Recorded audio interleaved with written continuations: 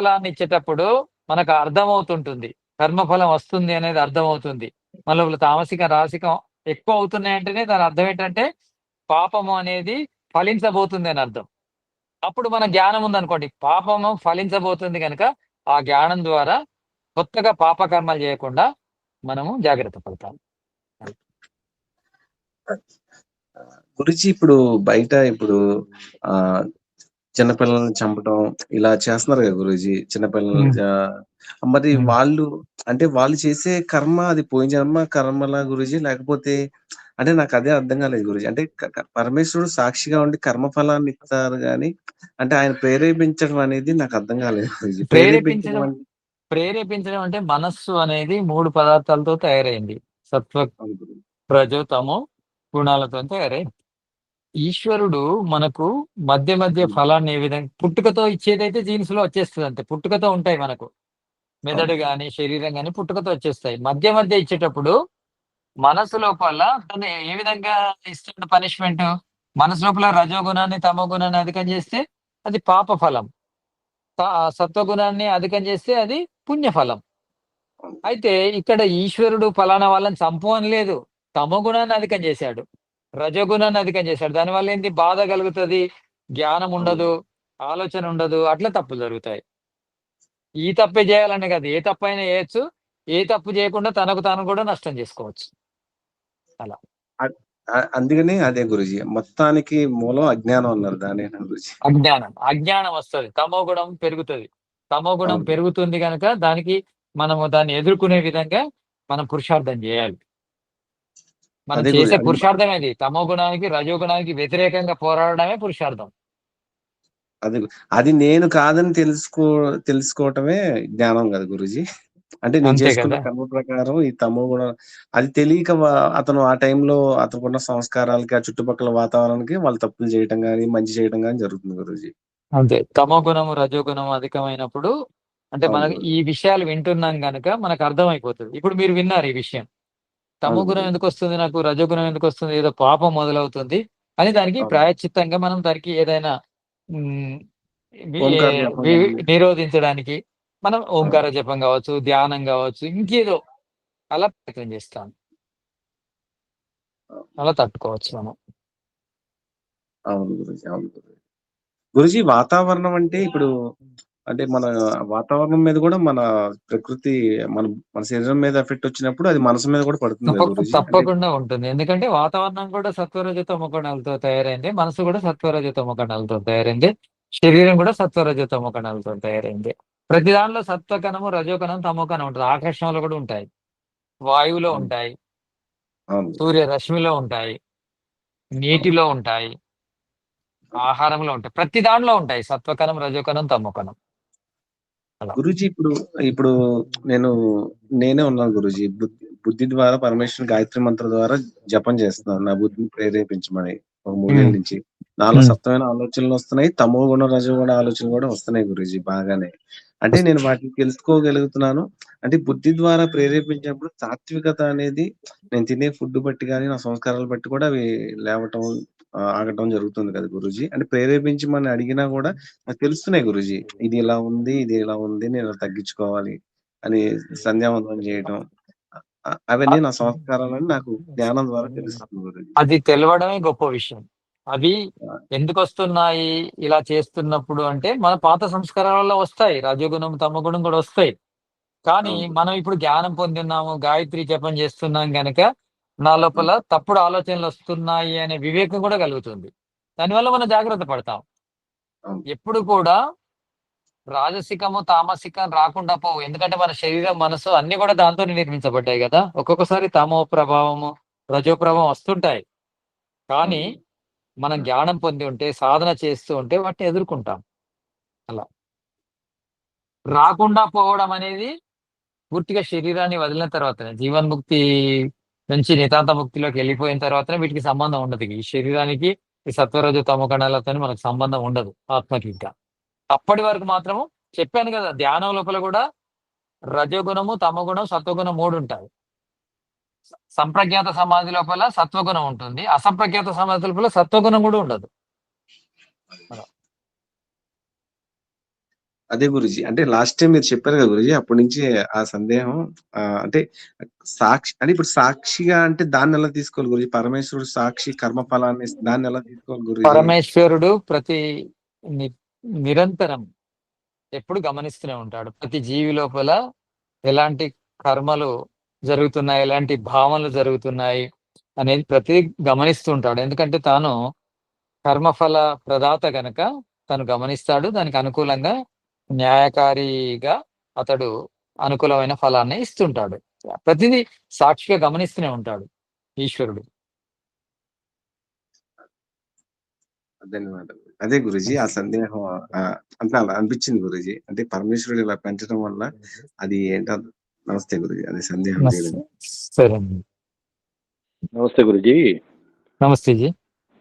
ఇద్దరు వ్యక్తులు, ఒక వ్యక్తి బైక్ మీద వెళ్తున్నాడు, ఇంకొక వ్యక్తి ఎదురుగా వచ్చే వ్యక్తి తన నియమాలకు ఉల్లంఘించకుండా నియమానుసారంగానే డ్రైవ్ చేస్తూ తను వెళ్ళవలసిన రూట్ని వెళ్తుండగా అవతల వచ్చే వ్యక్తి ఇతన్ని బైక్ యాక్సిడెంట్ అయ్యేటప్పుడు ఖచ్చితంగా నియమం ప్రకారం వెళ్ళే వ్యక్తికి చనిపోతే అది ఏ ఫలితం అంటారు? కర్మ ఫలితం ప్రకారం అది నియమం ప్రకారము వెళ్ళే వ్యక్తికి యాక్సిడెంట్ అయితే ఎదుటి వ్యక్తి యొక్క అది చెడుతనం వల్ల జరిగింది. అది దాన్ని ఏమంటారంటే పరిణామ కర్మ అంటారు. పరిణామ కర్మ అంటే అతడు తప్పు చేయడం వల్ల ఇతడు అనుభవిస్తున్నాడు. ఇతడికి అంటే ఇతడు ఇంకా బ్రతికేది ఉందనుకోండి, దానివల్ల యాక్సిడెంట్ జరగడం వల్ల డిస్టర్బ్ అయ్యాడు కనుక ఈశ్వరుడు ఇతని పాపాన్ని క్షీణింపజేస్తాడు. ఎవరైతే చనిపోతారో వాళ్ళ పాపాన్ని క్షీణింపజేసి ఇంతకంటే మంచి జన్మిస్తాడు. ఇక ఎవరైతే యాక్సిడెంట్ చేశారో ఇతని చావు కారణం అయ్యారు కనుక ఆ చావు కారణం కావడం వల్ల ఇతనికి పాపాన్ని పెంచుతాడు. ఆ విధంగా శతపూర్తి చేస్తాడు ఈశ్వరుడు. అలా ఈ పరిణామ కర్మలు ప్రభావ కర్మలు అని ఉంటాయి. అవి మనం చేయకుండా అనుభవించేటి. అంటే ఒక దుర్మార్గుడు అనుబాంబు వేస్తే దేశమంతా కూడా చనిపోతారు. దాన్ని ప్రభావ కర్మ అంటారు. అంటే మొత్తం ప్రభావం చూపెడుతుంది. దేశమంతా ప్రభావం చూపెడుతుంది. ఒక్కొక్కసారి ప్రపంచం అంతా ప్రభావాన్ని చూపెట్టింది కరోనా. ఒక వ్యక్తి ఇక్కడ పొరపాటు చేస్తే ప్రభావ కర్మలు ఉంటాయి. పరిణామ కర్మలు అంటే ఏంటంటే దుర్మార్గులు, దుష్టులు, రౌడీలు, దొంగలు హత్యలు చేస్తుంటారు కదా. అది మన కర్మ వల్ల కాదు, అది వాళ్ళ దుష్టత్వం వల్ల కూడా జరుగుతుంది. కానీ ఈశ్వరుడు న్యాయకారి కదా. అంటే ఈశ్వరుడు న్యాయకారే, వాడికి పాపాన్ని వేస్తాడు, మన పాపాన్ని తగ్గిస్తాడు. మరి ఈశ్వరుడు ఎందుకు ఆపలేకపోతున్నాడు అంటే ఈశ్వరుడు జీవులకు స్వతంత్రాన్ని ఇచ్చాడు. తాను ఒకటే పని చేశాడు. ఈ భూమిని ఇచ్చినప్పుడు, ఈ జగత్తుని ఇచ్చినప్పుడు వేదాన్ని కూడా ఇచ్చాడు. అది చదువుకోమని చెప్పాడు. అది చదువుకోకుండా అలాంటి వ్యవస్థను నిర్మించకుండా మనము తప్పు చేశాం కనుక ఈశ్వరుడు ఏం చేయడు, మనకు స్వతంత్రాన్ని కూడా ఇచ్చాడు. మిమ్మల్ని తప్పు చేయమని ఏం చెప్పలేదు, అతను మంచి దారిలో నడవని చెప్పాడు. అది చేయకుంటే పనిష్మెంట్ ఇస్తాడు. తప్పకుండా ఈశ్వరుని యొక్క పనిష్మెంట్ గురించి తర్వాత మనం యోగ దర్శనం చదువుతాము. వ్యాసుడు అద్భుతంగా రాస్తాడు. ఎంత ఘోరమైన పనిష్మెంట్లు ఇస్తాడంటే ఈశ్వరుడు చాలా ఘోరమైన పనిష్మెంట్లు ఇస్తాడు తప్పు చేస్తే. తప్పు అంటే గుర్తుపెట్టుకోండి, మళ్ళీ తప్పు అంటే సమాజానికి కానీ ఈ పరిసరాలకు కానీ నష్టం చేయడం తప్పు. అది ఎంత నష్టం చేస్తే అంత తప్పు అవుతుంది. ఎందుకంటే ఈశ్వరునికి అన్నీ తన ప్రాణమే. ఈ పరిసరాలు, మిగతా జీవులు, మిగతా దేహాలు, మిగతా మనుషులు అందరూ తన ప్రాణమే, మనమే మాత్రం కాదు. అతడు న్యాయకారి. ఎవరు న్యాయం చేస్తే వాళ్ళకు సుఖాన్ని ఇస్తాడు, ఎవరు అన్యాయం చేస్తే వాళ్ళకు దుఃఖాన్ని ఇస్తాడు. ఫలానా దేశం అని, ఫలానా మతం అని, ఫలానా తెగ అని చూడడు ఈశ్వరుడు. ఈశ్వరుడి దగ్గర ఆ భేదభావాలు ఉండవు. మనం అలా అనుకుంటాం, ఈశ్వరుడు మా వైపే ఉంటాడు కావచ్చు, మా దేశం వైపే ఉంటాడు కావచ్చు. అలా ఉండడు. ఈశ్వరుడు న్యాయం వైపు ఉంటాడు. ఈ సమస్త లోకాలు అతనివే, ఒక భారతదేశమే కాదు, మిగతా దేశాలన్నీ ఈశ్వరునివే, మిగతా గోళాలన్నీ ఈశ్వరునివే. బయట బ్రహ్మాండం, బయట ఉన్న మిగతా బ్రహ్మాండంలో ఉన్న గోళాలు కూడా అతనివే. మిగతా ఈ జగత్తు లోపల ఎక్కడెక్కడ ఎన్ని పదార్థాలు ఉన్నాయో అన్ని కూడా అతడే యజమాని అన్నింటికి. కనుక అతడు న్యాయంగానే ఉంటాడు. అతడు వేదాన్ని ఇచ్చాడు అంతే. మనుషులారా చదువుకోండి తప్పు చేయకండి అని. ఈ పనిష్మెంట్ కూడా ఎవరికి ఇస్తాడు? జంతువులకు ఇవ్వడు. జంతువులకు జన్మ వచ్చింది, జంతువులకు మళ్ళీ ఏముండదు. జంతువులు ఏ పని చేసినా కానీ వాటికి పర్మిటెడే. కానీ మనుషులు చేయకూడదు. మనుషులు ఎందుకు చేయకూడదు అంటే, వేదాన్ని చదివే సామర్థ్యం ఉన్న వాళ్ళు గనక వేదాన్ని చదవకుండా తప్పులు చేసినప్పుడు తప్పకుండా పనిష్మెంట్ గురి చేస్తాడు. వేదాన్ని చదవాలి. అందుకే వేదాన్ని చదవడము అంత ఖచ్చితత్వము ఎందుకు చెప్పారంటే, ఋషులు గాని మహర్షి దయానందుడు గాని వేదాన్ని చదవకుంటే ఈశ్వరుని పనిష్మెంట్ గురి కావాల్సి వస్తుంది. ఈశ్వరుడు ఈ జగత్తుకు ఎంత ఇంపార్టెన్స్ ఇచ్చాడో ఆ 4 పుస్తకాలకు కూడా అంతే ఇంపార్టెన్స్ ఇచ్చాడు. అది చదువుకోవాలి మనుషులు. నా కర్మే ఉభయ దర్శనాత్, వేదం లోపల కర్మ గురించి ఉంది, తర్వాత స్వరూపం గురించి ఉంది. స్వరూపము గురించి అంటే సాక్షాత్కారం చేసుకోవాలని ఉంది. కర్మ అంటే మంచి కర్మలు చేసి సుఖాన్ని పొందాలని ఉంది. అంటే దానికి ఋషులు ఎట్లా చెప్పారంటే, కర్మ జ్ఞానాన్ని మనం సఫలం చేసుకోవాలంటే జ్ఞానము, జ్ఞాపకము, నిగ్రహం అనేది ఉండాలి. అంటే జ్ఞానము అంటే కర్మ ఏది మంచి, ఏది చెడు, ఏది చేయాలి, ఏది చేయకూడదు అనేది తెలియాలి. తర్వాత అది జ్ఞాపకంలో ఉండాలి. జ్ఞాపకములో ఉన్నదాన్ని అమలు చేయాలి. అమలు చేయాలంటే నిగ్రహణ ఉండాలి మనకు. అంటే ఇది చేయకూడదంటే చేయకుండా ఉండాలి. ఇది చేయాలంటే చేయగలగాలి. దాన్ని నిగ్రహణ శక్తి అంటారు. అంటే మనం జ్ఞానాన్ని, కర్మ జ్ఞానాన్ని పొందినప్పుడు జ్ఞానము, జ్ఞాపకము, నిగ్రహం ఉండాలి. ఇక స్వరూప జ్ఞానం. స్వరూప జ్ఞానాన్ని పొందినప్పుడు శ్రవణము, మననము, నిధిధ్యాసనము, సాక్షాత్కారము. అంటే స్వరూప జ్ఞానాన్ని పొంది సూర్యుని గురించి తెలుసుకుంటే ఏంటి? సూర్యుని సాక్షాత్కారం చేసుకోవాలి. పృథ్వీ గురించి తెలుసుకుంటే పృథ్వీని సాక్షాత్కారం చేసుకోవాలి. ఆత్మ గురించి తెలుసుకుంటే ఆత్మను సాక్షాత్కారం చేసుకోవాలి. చేసుకోవాలంటే నా శ్రవణ మాత్రే తత్సిద్ధి. సాక్షాత్కారం కేవలం వింటే కాదు, శ్రవణ చతుష్టయం ద్వారా జరుగుతుంది. శ్రవణము, మననము, నిధిధ్యాసనము, సాక్షాత్కారము. ఈ పద్ధతిలో వెళ్ళాలి. ఇది స్వరూప జ్ఞానం కోసం. కర్మ జ్ఞానం కోసము జ్ఞానము, జ్ఞాపకము, నిగ్రహము. దీన్నే ప్రజ్ఞ అంటారు. ఇవి పాటించకుంటే ప్రజ్ఞాపరాధము అంటారు. ప్రజ్ఞాపరాధం వల్ల మనకు దుఃఖాలు వస్తాయి, రోగాలు వస్తాయి. అంటే జ్ఞానము లేకపోవడము, జ్ఞాపకము లేకపోవడము, నిగ్రహం లేకపోవడం వల్లనే వ్యాధులు, దుఃఖాలు వస్తుంటాయి. ఇక శ్రవణము, మననము, నిధిధ్యాసనము, సాక్షాత్కారం లేకపోవడం వల్ల మనకు ఆత్మ, పరమాత్మ గురించి తెలియదు, ముక్తి లభించదు. అలా గురూజీ ఇప్పుడు స్వభావము, స్వరూపము, గుణము, లక్షణము కొద్ది వివరణ కావాలి గురూజీ. స్వరూపం అన్నా స్వభావం అన్నా ఒకటే, ఓకే. లక్షణము, గుణము అన్నా ఒకటే. సరే గురూజీ. ఇంకోటి ఏంటంటే ఈ మధ్యనే అంటే యాదిత్యంలో వచ్చింది మన వెంకటసాగర్ గారు ఓ మంత్రము ఎవరో ఒక ఆయన ఏదో ప్రశ్న వేస్తే హృదయ రోగాలకి, శత్రువుల్ని దూరం అవ్వడానికి, మానసిక శక్తి పెంపొందడానికి, మానసిక నిగ్రహ శక్తి కోసమని ఒక వేద మంత్రం ఉంది వేదాల్లో. అది జపిస్తే అది జపిస్తే మీకు అవన్నీ దూరం అవుతాయని చెప్పన్నారండి. అది ఋగ్వేదంలో 1:5-10. అది నేను గాయత్రి మంత్రం అనుకున్నాను కానీ అది ఆయన చెప్పారు. మరి అది నా దగ్గర లేదనుకుంటా.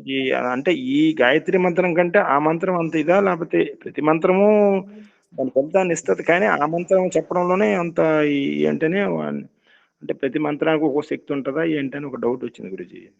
ప్రతి మంత్రానికి శక్తి ఎలా వస్తుంది? మంత్రము ఆలోచన అయినప్పుడు శక్తి వస్తుంది. మంత్రము అది మనకు పతంజలి మహర్షి చెప్పాడు, తద్జపస్థ తదర్థ భావనం. మంత్రాన్ని జపిస్తే ఫలం రాదు, దాని భావాన్ని మనము ఉపయోగించుకుంటే ఫలం వస్తుంది. కనుక ఏ మంత్రమైనా ఊరికే జపిస్తే ఫలాన్ని ఇవ్వదు. ఆ మంత్రం యొక్క అర్థాన్ని మనము ఉపయోగించుకోవాలి. అదేం చెప్తుంది మంత్రము? ఏమి చేయమని చెప్తుంది, ఏది చేస్తే మనకు ఆయు పెరుగుతుంది, ఆరోగ్యం పెరుగుతుంది, ఏది చేస్తే మనము దీర్ఘాయుషవంతులు అవుతాము అనేది ప్రతి మంత్రంలో ఉంటుంది. దానికి సంబంధించిన కొన్ని మంత్రాలు ఉంటాయి. మంత్రాలు జపిస్తే కాదు, దాని యొక్క భావాన్ని మనము పాటిస్తే, ఇందాకనే చెప్పాను కదా, జ్ఞానము, జ్ఞాపకము, నిగ్రహం అమలు చేయాలి. దాన్ని అమలు చేస్తే ఫలం వస్తుంది. అలా సాక్షాత్కారం చేసుకుంటే ఫలం వస్తుంది. స్వరూప జ్ఞానము సాక్షాత్కారం వల్ల ఫలాన్ని ఇస్తుంది, కర్మ జ్ఞానము అమలు చేయడం ద్వారా ఫలాన్ని ఇస్తుంది. అలా అయితే మాకు ఋగ్వేదం అనేది చతుర్వేద సంహిత ఉంది, కానీ మా భావార్థం లేదు కాబట్టి అది ఒకప్పుడు దాని భావాన్ని మనకి ఏదైనా ఋగ్వేదం ద్వారా పంపించడానికి అవుతుందా అని గ్రూప్లో. పెడదాం. ఋగ్వేదం 1:5-10 గురించి. 1:5-10. సరే, నేను రాసుకుంటాను, పెడతాను. నమస్తే గురుజీ. నమస్తే.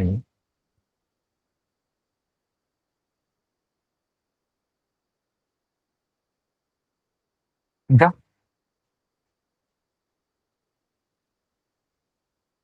ఇంకెవరికైనా సందేహాలు ఉన్నాయా?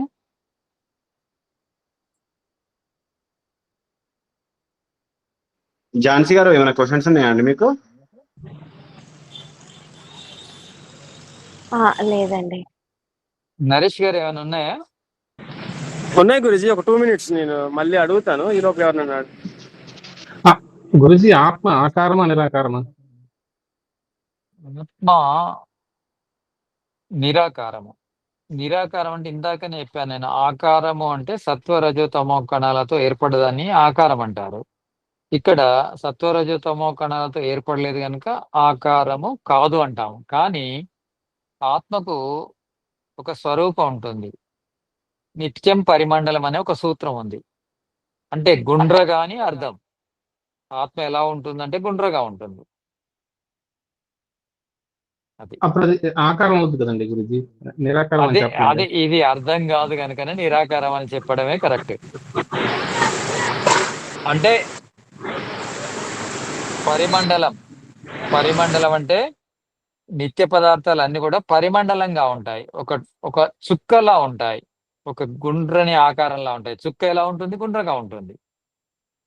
అంటే సత్వకణం కానీ, రజోకణం కానీ, తమోకణం కానీ ఇవన్నీ కూడా పరిమండలంగానే ఉంటాయి, గుండ్రగానే ఉంటాయి.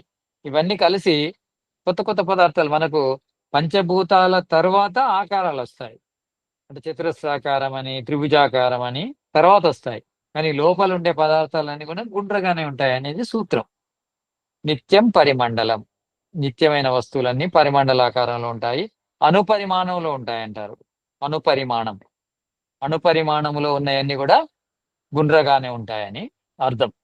కానీ గుండ్రగా అంటే మళ్ళీ ఇటు రావకూడదు. సత్వరజో తమో కణాలతో ఏర్పడ్డ ఆకారం కాదు అది. అలా.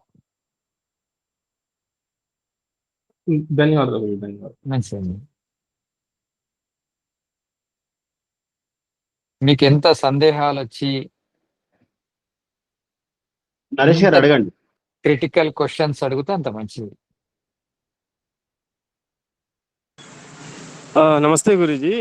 నమస్తే ఇందాక జీ. ఈశ్వరుడు ఆత్మకి స్వతంత్రత ఇచ్చాడని చెప్పుకున్నాం కదా.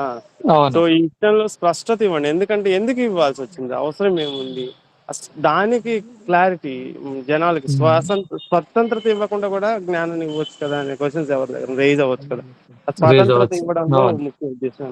స్వతంత్ర ఇవ్వడం లోపల స్వతంత్ర కర్త అనే సూత్రం ఉంది. ఎవరు కర్త అవుతారంటే స్వతంత్రుడే కర్త అవుతాడు. స్వతంత్రత లేని వాళ్ళు కర్తలు గారు. కర్త కానివాడు భోక్త గాడు. అంటే సుఖము దుఃఖము భోగించాలంటే మనకు కర్తృత్వం ఉండాలి. కర్తృత్వం ఎవరికి ఉంటుంది? స్వతంత్రులకే ఉంటుంది. అంటే ఇప్పుడు నువ్వు చెప్పినట్టు నేను చేస్తే అది నీ తప్పు అవుతుంది, నా తప్పు కాదు కదా. ఈశ్వరుడు చెప్పినట్టే మనం చేస్తే అది ఈశ్వరుడి తప్పు అవుతుంది.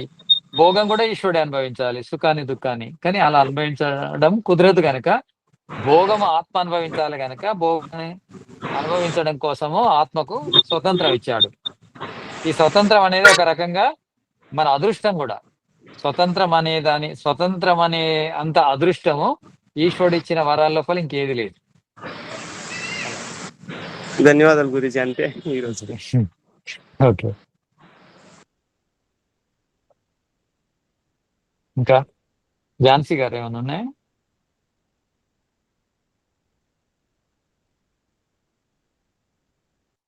గురుజీ నమస్తే అండి. చెప్పండి శ్యామ్ గారు.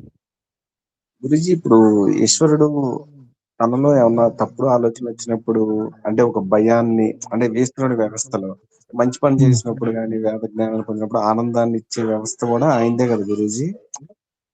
అంటే చెడు అవును పని అవును చేసినప్పుడు చెడు పనుల మీద లగ్నం చేసినప్పుడు అంటే మన మన పూర్వజన్మ సంస్కారాలను బట్టి కానీ మనం చేసుకున్న కర్మఫలం బట్టి మనకి ఈ రజోతమ గుణాలు లేచి మళ్ళీ ఆయన మనకి ఒక సిగ్నల్ లా చేస్తున్నారు కదా గురూజీ. ఆయన మనం తప్పు చేస్తున్నామని కూడా చెప్తున్నారు ఆయన. అవును అది అంటే అది అక్కడ కూడా మనకి సహకరిస్తున్నట్టే కదా గురూజీ. సహకరించట్లేదు. మనకు వేద జ్ఞానాన్ని ఇచ్చింది. ఉమ్, మంచి పనులు వేదం ఏం చెప్తుంది? దేని వల్ల అయితే సుఖం వస్తుందో దాన్ని పుణ్యకర్మ అంటారా. ఆ పుణ్యమే మంచి. అంటే మంచి పనులు చేస్తే పుణ్యం వస్తుంది, పుణ్యం చేస్తే సుఖం వస్తుంది. చెడు పనులు చేస్తే పాపం వస్తుంది, పాపం చేస్తే దుఃఖం వస్తుంది. అది క్లియర్ గా చెప్పాడు. మీ ఇష్టము. మీరు వేదం ఎప్పుడు కూడా, ఈశ్వరుడు ఎప్పుడు కూడా వారించడు, వార్నింగ్లు ఇవ్వడు. ఇది తూర్పు, ఇటు వెళ్తే మీకు ఒక బావి ఉంటుంది, అందులో పడి చేస్తారు. ఇది పడమర, ఇటు వెళ్తే ఒక పెద్ద కొండ ఉంటుంది, దాన్ని ఎక్కవలసి ఉంటుంది. ఇలా అన్ని చెప్తాడు. అటు పోకండి అనడు. ఇది ఉత్తరము, ఇది దక్షిణము, అలా చెప్తాడు. ఇటు వెళ్తే ఇది, ఇది వెళ్తే అని చెప్తాడు. అప్పుడు మనము మన విజ్ఞతతోని ఎటైనా వెళ్ళొచ్చు. అలా గుట్ట ఎక్కు, ఇటు వెళ్ళి ఆ బావిలో పడు, మన ఇష్టం. ఆ స్వతంత్రం ఇచ్చాడు ఈశ్వరుడు. ఆ స్వతంత్రం ఇవ్వడం వల్లే మనము కర్తలం అవుతున్నాము. ఆ చేసిన పనికి భోగాన్ని అనుభవిస్తున్నాం. అలా అదే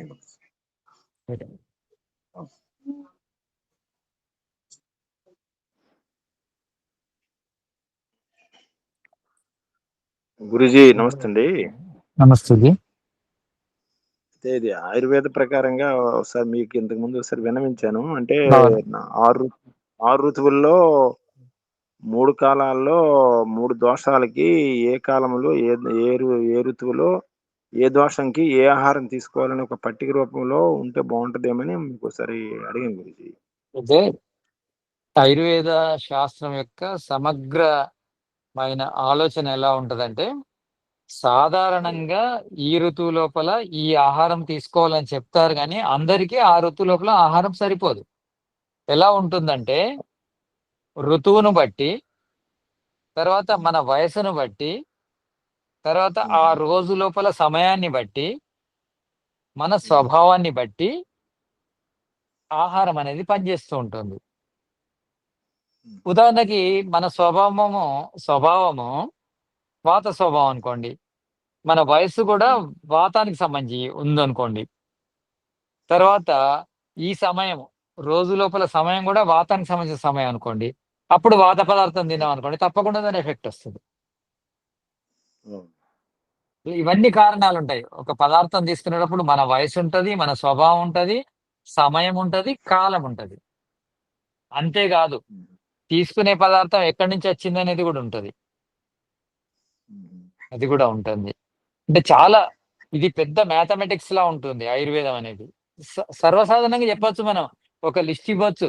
ఈ ఋతు లోపల ఇవి మంచి, ఈ ఋతు లోపల ఇవి మంచి అని చెప్పొచ్చు, కానీ అందరికి అవి సరిపోవు. వయస్సును బట్టి, అవును గురుజీ. అది సమయాన్ని బట్టి, ఇవన్నీ స్వభావాన్ని బట్టి మారిపోతూ ఉంటాయి.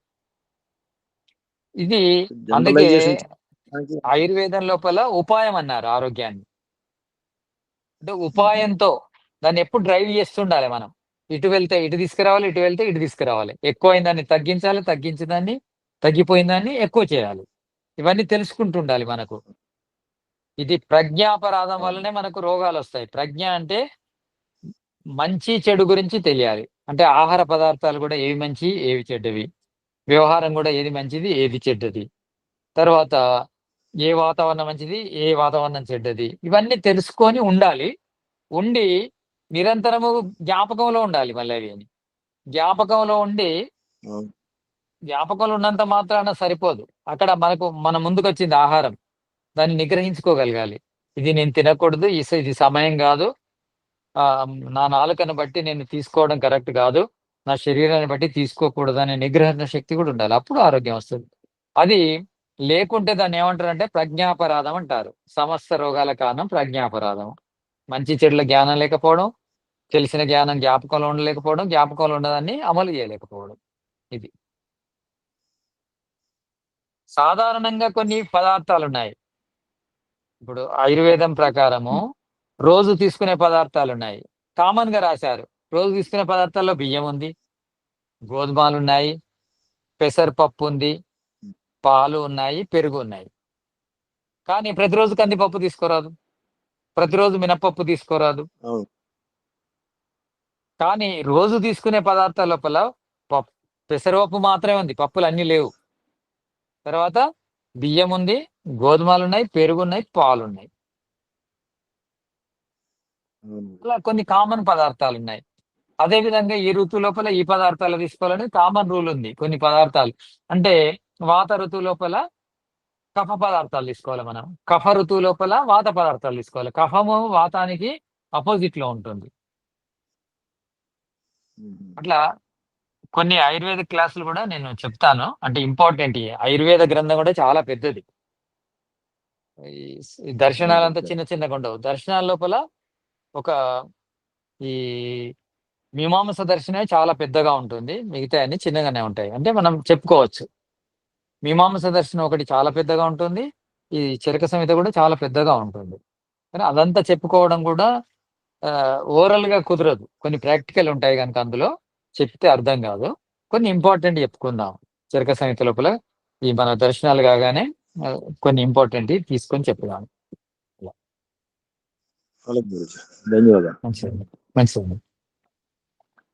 గురుజీ, ఈ ఋతువులలో ఏం తినొచ్చు ఏం తినకూడదు అనే దానికి ఒక చిన్న శ్లోకం, ఒక్కొక్క పదార్థం అనమాట, ఒక్కొక్క మాసానికి ఉన్నాయి గురుజీ. చెప్పండి అది చెప్పండి చెప్పమంటారు?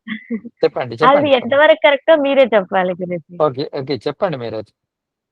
చైత్ర మాసంలో శనగలు బెల్లం తినాలి, వైశాఖ మాసంలో మారేడుకాయ తినాలి, జ్యేష్ఠ మాసంలో మధ్యాహ్నం పూట నిద్రపోవాలి, ఆషాఢ మాసంలో ఆటలు ఆడుకోవడం, పోటీలు పెట్టుకోవడం, ఆటల పోటీలు పెట్టుకోవాలని, శ్రావణ మాసంలో కరక్కాయ తినాలి అని ఉంది. అంటే హరడ్ అంటే కరక్కాయ కాదా అని కొంచెం డౌట్ గా ఉంది ఒకటి. భాద్రపద మాసంలో భాద్రపద మాసంలో చేదు, కాకరకాయ ఇలాంటివి తినాలని ఉంది. అంటే ఎక్కువ కాదు ఇవన్నీ, కొన్ని కొన్ని కొంచెం కొంచెం. ఆశ్వీజ మాసంలో బెల్లము, కార్తీక మాసంలో ముల్లంగి, మార్గశిరంలో నూనెలో వేయించి తీసిన పదార్థాలు, పుష్యంలో ఆవు పాలు, మాఘంలో నెయ్యి కిచిడి, పాల్గొనంలో ప్రాతకాలంలో చల్లటి నీళ్లు పోసుకోవాలి అని. ఇది మొత్తం కలిపి చైత్ చెన వైశాఖే బేల్, జేతే శయన్ ఆషాఢే కేల్, श्रावण हर्रव बादों पीत, क्वार मास गिड़ कावो नीत అని కార్తీక మురియే అగహన తేల్, పూసే కరో दूध से मेल, माघ मास गी खिचड़ी खाए, పాల్గొను మే ఉట్ ప్రార్థన హాయే. ఇవి తినవలసినటువంటి పదార్థాలు గురించి. తినకూడనివి అనేది ఇంకొక శ్లోకం ఉంది, అది ఒకసారి చదువుతాను, దాని భావార్థం మీరే చెప్పండి గురించి. చేతే గుడు వైశాఖే తేల్, ఇవి తినకూడదు. జేతే పంద్ ఆషాఢే బేల్, పంత్ అంటే ఇక్కడ ప్రయాణాలు. శ్రావణ సాగు నా బాదో మహి, క్వార్ కరేలా కార్తిక దహి, అగహన్ జీరా, పూషే దాన్ ధనియాలు, మాగే మిశ్రి, పాల్గొని చెన.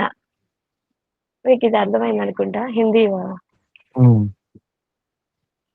చైత్ర మాసంలో బెల్లం తినకూడదు, వైశాఖంలో అంటే ఆయిల్ పదార్థాలు, ఇంకా జ్యేష్ఠ మాసంలో ప్రయాణాలు చేయకూడదు, ఆషాఢ మాసంలో బేల్ అంటే మారేడుకాయ తీసుకోకూడదు, శ్రావణ మాసంలో సాగ్ అంటే ఏంటో తెలియదు గురించి,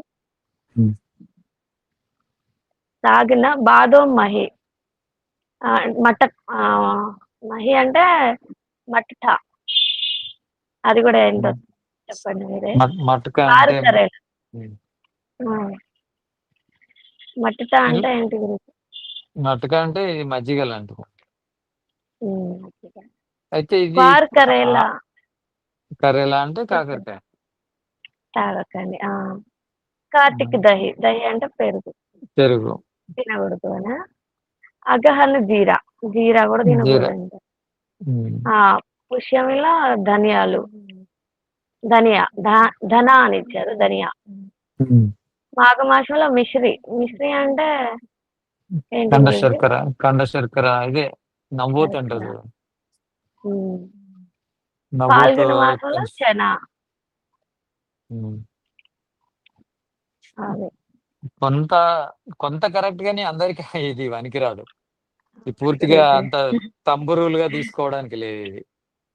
ఇది అవును. ఎట్లా అంటే ప్రయాణాలు చేయకూడదు అంటే చేయకుండా ఉండలేము. ఇవన్నీ ఒకప్పుడు అంటే ఏదో ఒక సందర్భంలో విహారయాత్రలాగా అదే పెద్ద ఒక పెద్ద దూర సందర్భంలో దూర ప్రయాణాలు అది జ్యేష్ఠ మాసం లోపల గాలి దుమారాలు వస్తుంటాయి.